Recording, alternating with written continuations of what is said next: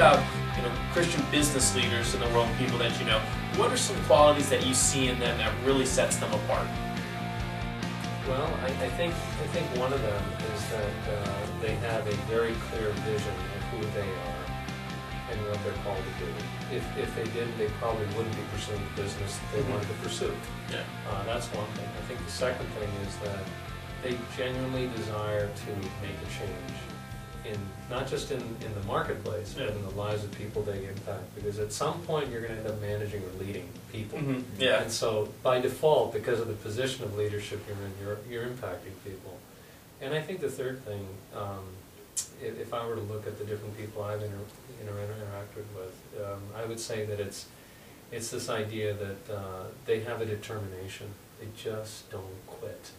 Things get bad, things go south, but they persevere, they hang in there, they keep fighting.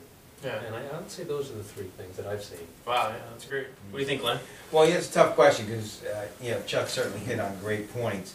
One of the things that jumps out at me about a Christian business owner is typically a unique confidence. Mm-hmm. They really seem grounded in understanding a lot of things. Not just one point of interest, but just being in a firm place that they know they can be self-confident and not self-righteous, but self-confident, moving in a direction that they know that they can live with and work with. A lot of times when business owners who don't have that foundation, and they start to get into areas that are more or less either blazing new trails or gray, they start to fray around the edges. Where with God in it, He's carrying you through, and you're going to come out at the other end in a better place, one way or another, especially with the Lord. And I also like the way typically Christian business owners who are committed to their faith, and I mean truly committed, not just in word, they tend to have a better understanding and more compassion about the people around them. Mm-hmm. When a vendor says, "I want this," it's not so much like, "Well, you're not going to get that." It's more like, "Well, why do you want that? And how can I help you with that? And how can I better understand your perspective?" So I think they tend to want to understand the greater perspective before they jump into the answers. The other thing I believe I find in truly committed Christians that are business owners, they're more, they have a longer thought process. And I don't mean that in a negative way. They're not afraid to back away from the situation. And even if they don't say, "I want to pray about it," they're really backing away to say, "I want to pray about this." And I have a lot of respect for that, as opposed to someone who just jumps in, and right away can just make a mess of things.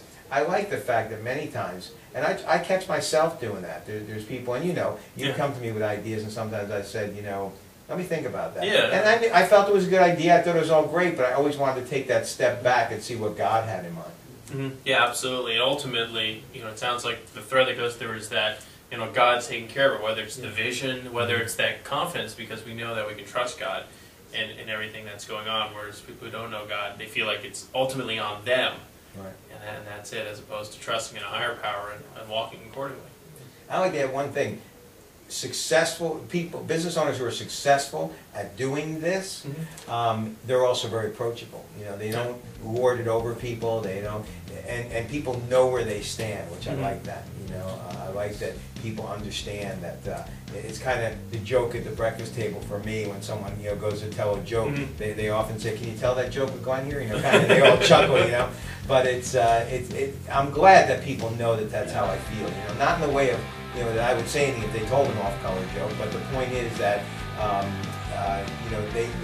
they're comfortable around this. Yeah, it seems like even in the business world, the big thing right now is talking about servant leadership and talking about people in that aspect. And ironically, it's a new idea, right? Yeah, it's all biblical. It's a new idea. It's 2,000 years old.